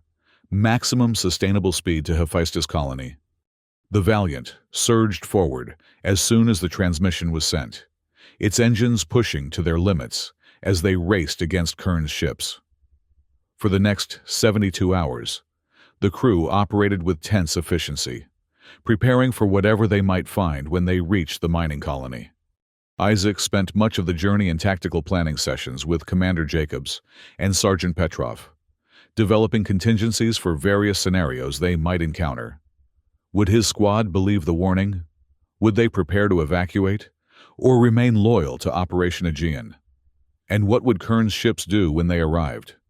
48 hours into their journey, Lieutenant Murakami called an urgent meeting on the command deck. We've received a response from Hephaestus colony, she announced, her expression cautiously optimistic. It came in on the secure frequency we provided. Play it, Reyes ordered. A voice crackled through the speakers, male, authoritative, but with an undercurrent of confusion. This is Commander Vega of Hephaestus Security. We've received your transmission regarding Admiral Kearns and Operation Aegean. Your information corresponds with certain inconsistencies we've observed in our assignment here. We are evaluating our options. Be advised that colony leadership remains divided on how to proceed. Approach with caution. Vega out. They didn't reject the warning outright, Jacobs observed. That's something. Commander Vega, Isaac repeated, recognition dawning. He was the security chief on the Theseus, Captain Reyes' brother's ship. Reyes' expression tightened slightly. Yes, one of Jacob's most trusted officers. She turned to Murakami. Can you establish a direct communication link? Not safely, Murakami replied regretfully. Any extended transmission would compromise both our position and theirs. But this brief message suggests at least some personnel at Hephaestus are taking our warning seriously. Then we continue as planned. Reyes decided. Full speed to Hephaestus. Be prepared for anything when we arrive. The final day of their journey passed in tense preparation. Weapon systems were checked and rechecked. Tactical teams drilled on boarding and extraction procedures, and the medical bay was prepared for potential casualties. Throughout the ship, the crew moved with purposeful determination, united by their commitment to rescuing the abandoned core personnel on Hephaestus. 6 hours before their estimated arrival, Murakami detected signs of trouble. "Captain," she called urgently from her station. "I'm picking up weapons fire in the vicinity of Hephaestus colony. Energy signatures consistent with ship-to-ground bombardment." Reyes was at her side instantly. "Kern's ships arrived early?" "It appears so," Murakami confirmed grimly. 5 vessels in orbit around Hephaestus. They're targeting the colony's defensive systems and communication arrays. They're trying to prevent evacuation, Isaac realized with growing dread. Silencing the witnesses before we can reach them. Increase speed to emergency maximum, Reyes ordered. Divert power from non-essential systems if necessary. Weapons and shields at full readiness. The Valiant surged forward with renewed urgency, its engines straining beyond recommended parameters as they raced to reach Hephaestus before it was too late. Tactical assessment, Reyes demanded, turning to Commander Jacobs. 5 of Kern's ships against the Valiant. Can we engage effectively? Jacobs studied the incoming data with a professional eye. The Aegean vessels are advanced, but they're light cruisers, designed for speed and stealth rather than heavy combat. The Valiant outguns any individual ship in their fleet. If we can engage them 1 or 2 at a time, we have a fighting chance. And the colony itself. What kind of defenses does Hephaestus have? Standard mining colony protection, Murakami reported. Orbital defense platforms, ground-based energy weapons. Enough to deter pirates, but not designed to withstand a concentrated military assault. They're still fighting back, Isaac noted, watching the tactical display.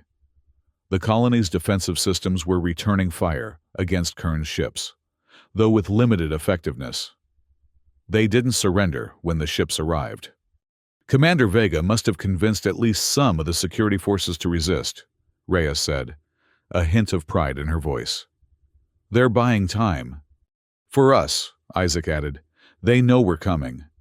The next 3 hours were among the longest of Isaac's life, as the Valiant pushed toward Hephaestus at dangerous speeds. The tactical display showed continued fighting around the colony, though the intensity had diminished as Kern's ships methodically disabled the defensive systems. Colony communications have been silenced, Murakami reported grimly. Their primary relay is destroyed. Life signs? Reyes asked tersely. Still registering throughout the main facility. The bombardment appears targeted at defensive systems, not population centers. They want prisoners, not casualties. Isaac realized. Kearns needs those people for his fleet. Finally, after what seemed like an eternity, the Valiant approached the Hephaestus system. Dropping out of FTL in 3, 2, 1, the navigator announced. The view screen shifted as the Valiant returned to normal space, immediately revealing the scene at Hephaestus colony. The mining facility was built into a large asteroid, with habitation domes and processing centers visible on its surface. 5 sleek vessels, Kern's Aegean ships, maintained orbit around the colony, their weapons still firing sporadically at remaining defense installations. They haven't detected us yet, Murakami reported. We emerged from FTL on the far side of the asteroid field. Tactical advantage, Jacobs noted. We can approach under cover of the asteroids, engage on our terms. What's the status of the colony? Isaac asked urgently. Murakami studied her readings. Defensive systems at approximately 20% capacity. Internal structure largely intact. Life signs still strong. But I'm detecting troop movements. Kern's forces have begun landing operations. They're going in to secure the personnel, Reyes concluded. We need to move now. She turned to her tactical officer. Target the nearest 2 Aegean vessels. Maximum yield to their propulsion and weapon systems. Fire when ready. The Valiant emerged from the asteroid field, like an avenging predator, its weapon systems locking onto the unsuspecting Aegean ships. Before they could react, energy beams lanced out, striking with devastating precision. Direct hits on both targets, reported the tactical officer. First vessel's engines disabled, weapons at 50%. Second vessel taking evasive action but sustained significant damage. The other 3 ships are responding, Murakami warned. Moving to engage. Evasive pattern delta, Reyes ordered calmly. Continue targeting their propulsion systems. We need to keep them from escaping with colony personnel. The space around Hephaestus erupted in furious combat as the Valiant engaged Kern's ships. Despite being outnumbered, the Valiant's superior firepower and Reyes' tactical skill gave them an edge. One by one, the Aegean vessels sustained critical damage, their sleek designs proving vulnerable to the Valiant's concentrated assault. 2 enemy vessels disabled, Jacobs reported. A third attempting to retreat. The 4th and 5th are maintaining position near the colony, continuing ground operations. They're trying to complete their mission even as we engage their fleet, Reyes realized. Specialist Hale, prepare boarding teams. We need to get to the colony surface before Kern's forces can extract key personnel. Yes, Captain, Isaac acknowledged, already moving toward the launch bay where Sergeant Petrov and the assault teams waited. Be advised, Murakami called after him. I'm detecting chaotic fighting within the colony itself. It appears some factions are resisting Kern's forces, while others may be cooperating. Understood, Isaac replied.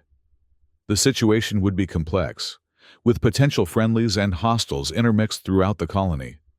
Just the sort of high-risk extraction operation he'd been trained for. In the launch bay, 3 tactical shuttles stood ready, their crews performing final equipment checks. Sergeant Petrov greeted him with a nod. Sounds like a mess down there, she commented, checking the charge on her rifle. When isn't it? Isaac replied, donning his combat armor. Commander Jacobs is coordinating from the Valiant. We have 3 objectives. Locate and extract willing personnel, secure critical data from the colony's central servers, and disable any transport vessels Kern's forces might use for evacuation. Team assignments? You'll lead Alpha Team to secure the landing bays and transportation. I'll take Bravo Team to locate personnel, with priority on confirmed Tanaris 2 survivors. Lieutenant Murakami's assistant will lead Gamma Team to the data centers. Petrov nodded, her expression turning serious. What about potential hostiles among the colony personnel? If some of them are still loyal to Kern's. Non-lethal response whenever possible, Isaac instructed firmly. These people have been lied to, manipulated.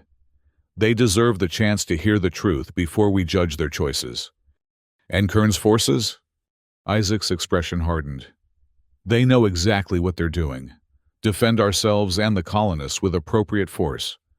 The shuttles launched minutes later, descending toward Hephaestus colony as the Valiant continued to engage the remaining Aegean vessels. Isaac's shuttle approached the main habitation dome, where Murakami had detected the highest concentration of life signs. Landing zone hot, warned the pilot as they neared the surface. Detecting weapons fire near the primary airlock. Through the viewport, Isaac could see figures in combat armor exchanging fire around the colony's main entrance. Kern's troops attempting to secure the facility while colony security forces held them back. Put us down on the secondary maintenance dock, Isaac ordered. We'll enter through the utility access. The shuttle touched down on a small platform extending from the asteroid's surface. Isaac led his team of 8 soldiers out, securing the immediate area before approaching a service airlock. Breach protocol, he instructed. We don't know who controls this section. A specialist attached a bypass device to the airlock controls, overriding the security protocols. The outer door slid open, allowing them to enter the pressurization chamber. Once the inner door opened, they moved in tight formation into the colony's maintenance section, a network of narrow corridors housing life support systems and power distribution nodes. "Lieutenant Murakami, do you copy?" Isaac transmitted through their secure channel. "We've entered the colony. Need guidance to personnel locations." "Receiving you. Bravo, team." Murakami's voice replied. "I'm tracking multiple groups throughout the facility. Largest concentration of Tanaris 2 signatures in Habitation Section C, Level 4. Caution advised. Kern's forces are attempting to secure that area now." "Understood.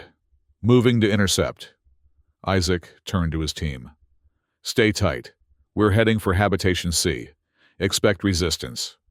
They moved efficiently through the maintenance corridors, encountering occasional colony workers who either fled at their approach or huddled in fear. Isaac instructed his team to identify themselves clearly, explaining they were there to help, not harm. "We're from the Valiant," he told one group of terrified technicians. "We're here to extract anyone who wants to leave. Kern's fleet has been engaged in orbit. You're not trapped here anymore." Some responded with confusion, others with cautious hope. Isaac directed them toward the maintenance dock where additional shuttles from the Valiant would soon arrive for evacuation. As they approached Habitation Section C, the sounds of conflict grew louder. Shouted orders, weapons fire, the chaos of close-quarters combat. Isaac's team paused at a junction, assessing the situation ahead. "Bravo team holding at Access Point Charlie," Isaac reported. "Detecting active engagement in target zone. Request current disposition of forces." "Scanning," Murakami replied. "Approximately 20 of Kern's troops attempting to secure the area. They're facing resistance from a group of colony security forces barricaded in the main recreation facility. Several of the security signatures match Tanaris 2 personnel records." Isaac felt a surge of anticipation. His squad was fighting back, holding off Kern's forces. They'd heeded the warning. "Bravo team moving to support friendly forces," he decided. "We'll flank Kern's position from the maintenance access." They advanced quickly, but cautiously, using the service corridors to circle behind the attacking troops. Through occasional glimpses into the main habitation area, Isaac could see armored figures methodically advancing toward a fortified position where the colony security forces had established a defensive perimeter. "In position," Isaac reported as his team reached an access point directly behind Kern's forces. "Executing flanking maneuver on your mark, Captain." "Green light," Reyes responded from the Valiant. "Alpha and Gamma teams also engaged. Good hunting, Bravo." Isaac signaled his team, and they burst through the access door into the habitation section, immediately taking up firing positions behind Kern's troops. The enemy forces, caught by surprise between two opposing groups, momentarily faltered. "Attention Kern's forces!" Isaac broadcast over his external speakers. "You are surrounded. Stand down immediately." Instead of surrendering, the hostile troops divided their attention, some turning to engage Isaac's team, while others continued pressing the barricaded security forces. The habitation section erupted in chaotic fire as the three-way battle intensified. Isaac led his team in a coordinated advance, using the habitation module's internal structures for cover as they systematically neutralized Kern's troops. Their superior training and the element of surprise gave them a decisive advantage. "Push forward," Isaac ordered as the enemy forces began to falter. "Secure a path to the barricade." As they advanced, Isaac caught glimpses of the defenders beyond the barricade, colony security personnel in mixed gear, fighting with desperate determination. His heart raced as he recognized familiar combat stances, tactical movements he'd drilled countless times with his squad. Finally, Kern's forces broke, retreating toward the habitation module's main entrance. Isaac ordered a squad member to maintain pursuit while he led the rest toward the barricade. "Friendly forces approaching," he broadcast, lowering his weapon slightly. "We're from the Valiant. We received your distress signal. There was a moment of tense silence. Then a voice responded from behind the barricade. Identify yourself! Marine Specialist Isaac Hale, formerly of the Tanaris II. Isaac replied, emotion threatening to overcome his professional demeanor. I'm here to bring you home. Another pause. Longer this time. Then the voice again, disbelieving. Hale, you're dead. We saw the ship break apart. I was performing the external hull check when it happened, Isaac explained. Left floating in space until the Valiant found me. Just like you were all declared dead and reassigned to Kern's secret project. A figure cautiously emerged from behind the barricade. A woman in mismatched security armor. Her face lined with exhaustion and suspicion. Staff Sergeant Maya Rodriguez, the Tanaris II's operations chief and Isaac's direct superior. Prove it's you, she demanded, weapon still raised. Something only Hale would know. New Montana, Isaac said without hesitation. You have a collection of ancient Earth whiskey you smuggled aboard the Tanaris. You gave me a bottle after the Phaeton mission, when I took a plasma burn-saving Corporal Jenkins. Rodriguez's weapon lowered slightly, her eyes widening. Holy hell, it is you! She gestured to the others behind the barricade. It's Hale. He's actually alive. More figures emerged. Familiar faces from the Tanaris II, Corporal Jenkins, Lieutenant Ash, Specialists Torres and Dalcafor, and others. 15 survivors from his original squad of 20, all looking at him with expressions ranging from shock to cautious hope. How? Lieutenant Ash asked, stepping forward. And why are you here now? It's a long story, Isaac replied, emotions threatening to overwhelm him as he faced the comrades he'd thought lost forever. But the short version is, Admiral Kearns has been running an unauthorized operation, building a secret fleet using resources from mining colonies like this one, and personnel officially declared dead. The Valiant discovered the truth and has been working to expose it. We received your transmission, Rodriguez confirmed. Most of us believed it. There were too many inconsistencies in what we'd been told since arriving here. But some of the colony leadership remained loyal to Kearns, which is why his forces were able to land, Isaac realized. Where's Commander Lewis? He didn't see the Tanaris II's commanding officer among the survivors. Rodriguez's expression darkened. Transferred to Kearns' command vessel 3 weeks ago.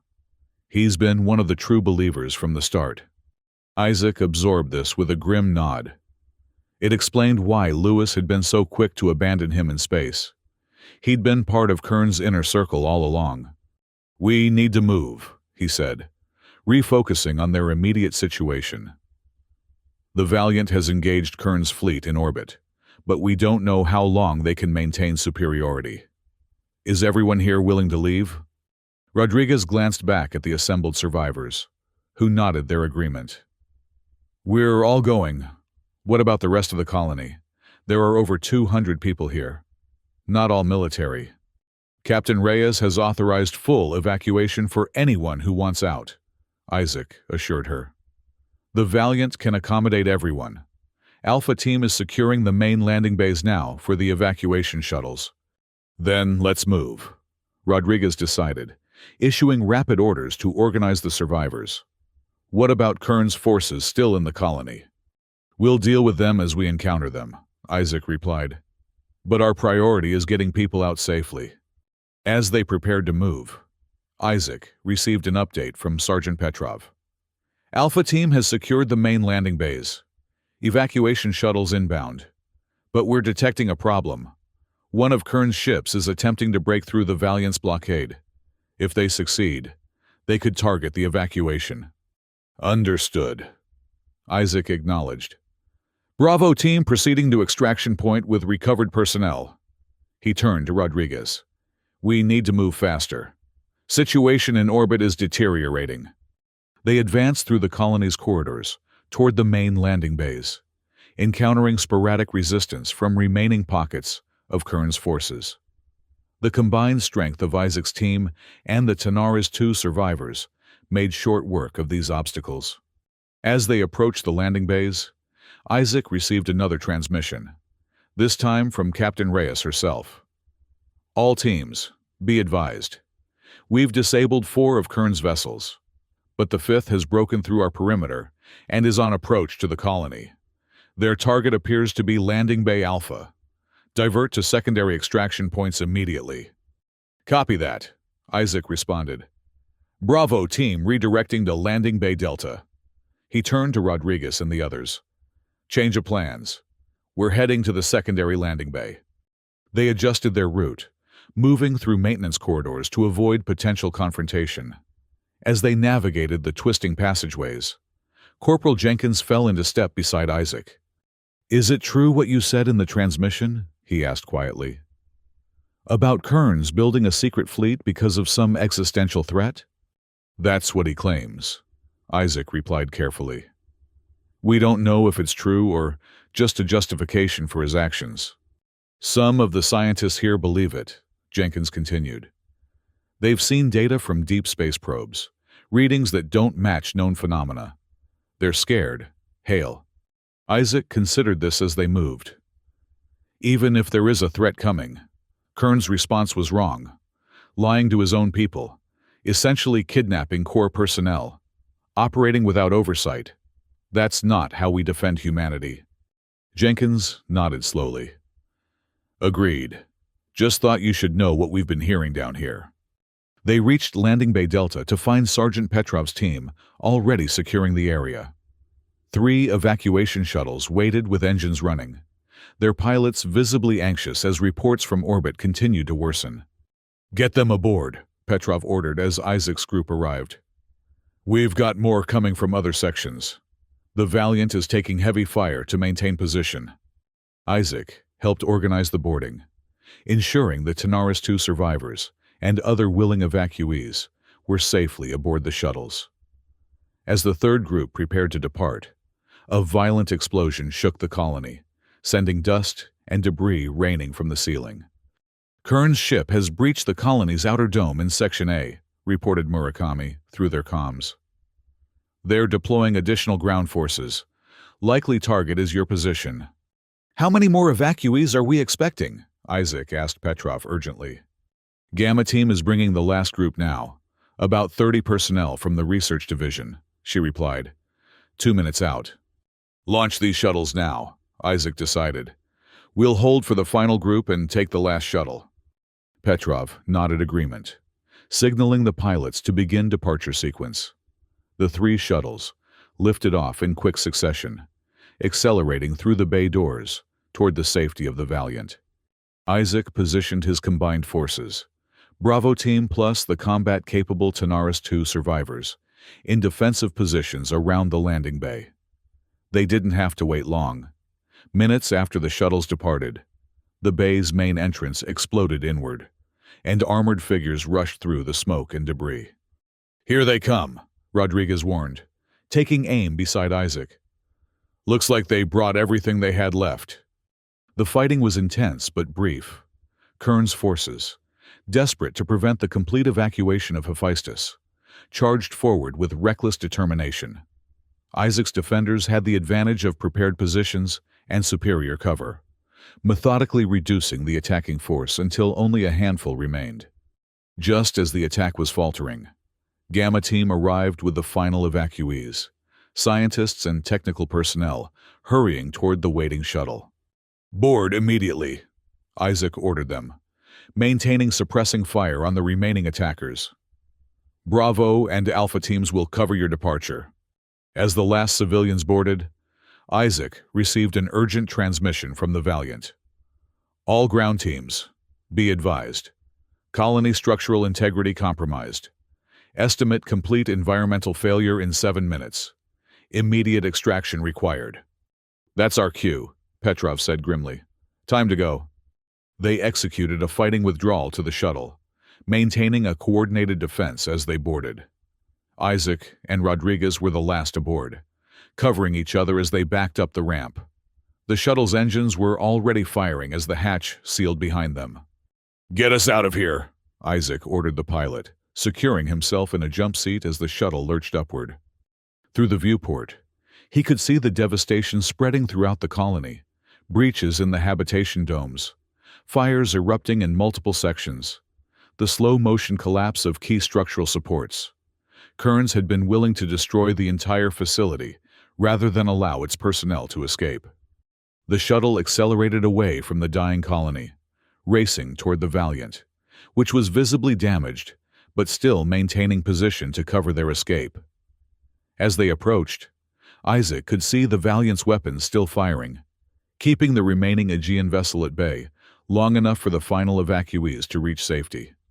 "Shuttle secure," announced the pilot as they passed through the Valiant's defensive perimeter. "Docking in 30 seconds. Isaac looked around at the faces of his rescued squadmates, people he'd thought lost forever. Now, given a second chance, whatever came next would be challenging. They were officially fugitives now, having directly opposed Admiral Kearns and stolen his carefully gathered personnel. But they were alive, and they were together. The shuttle docked with a gentle shudder, and the Valiant immediately began accelerating away from Hephaestus, preparing for the jump to FTL. Isaac led his people into the ship, where Captain Reyes herself waited to greet them. "Welcome aboard the Valiant," she said, her eyes scanning the new arrivals. "I wish it were under better circumstances." "Thank you for coming for us, Captain," Rodriguez replied formally. "Many of us had given up hope of ever leaving Hephaestus." "No one gets left behind," Reyes said simply, then turned to her communications officer. "Status of the evacuation?" "All shuttles accounted for, Captain," the officer reported.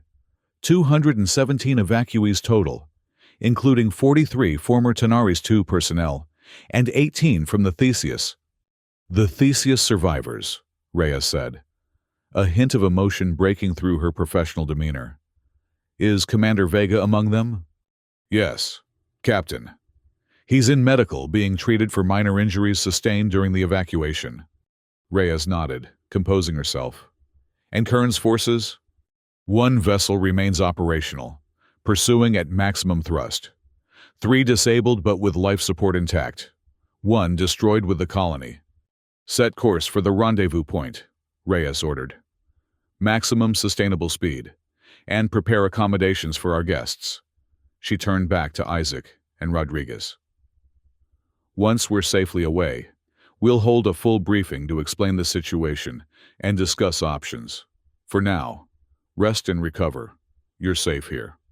As the evacuees were escorted to temporary quarters, Isaac remained on the bridge with Captain Reyes, watching as the Valiant made the jump to FTL, leaving behind the ruins of Hephaestus Colony and the disabled ships of Kearns' fleet.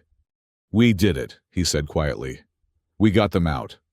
"Some of them," Reyes corrected gently. "There are still hundreds more personnel unaccounted for across Kearns' operation, including my brother." "But we've struck a significant blow," Isaac pointed out. "Between the data we transmitted to core leadership and the personnel we've rescued, Kearns can't keep Operation Aegean secret anymore." "No, he can't," Reyes agreed. "But that may make him more dangerous, not less. A cornered admiral with a private fleet and nothing left to lose." She left the implication hanging in the air between them. "So what's our next move?" Isaac asked. Reyes studied the star chart on the main display, her expression resolute. "We rendezvous with our support contacts in the outer colonies, get our people settled, gather intelligence on Kearns' remaining operations, and then—" Her eyes hardened with determination. "Then we find the rest of his prisoners, and bring them home too." Isaac nodded, feeling a renewed sense of purpose. They had won this battle, rescued his squad and others who had been abandoned by their own command. But the larger conflict was just beginning, a fight not just against Kearns and his secret operation, but for the very soul of the Corps itself. As the Valiant streaked through space toward uncertain futures, Isaac found comfort in one undeniable truth. They were no longer alone in their fight.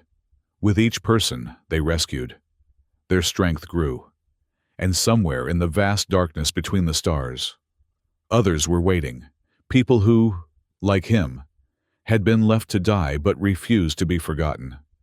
The silence of space had not defeated them, and neither would Admiral Kearns.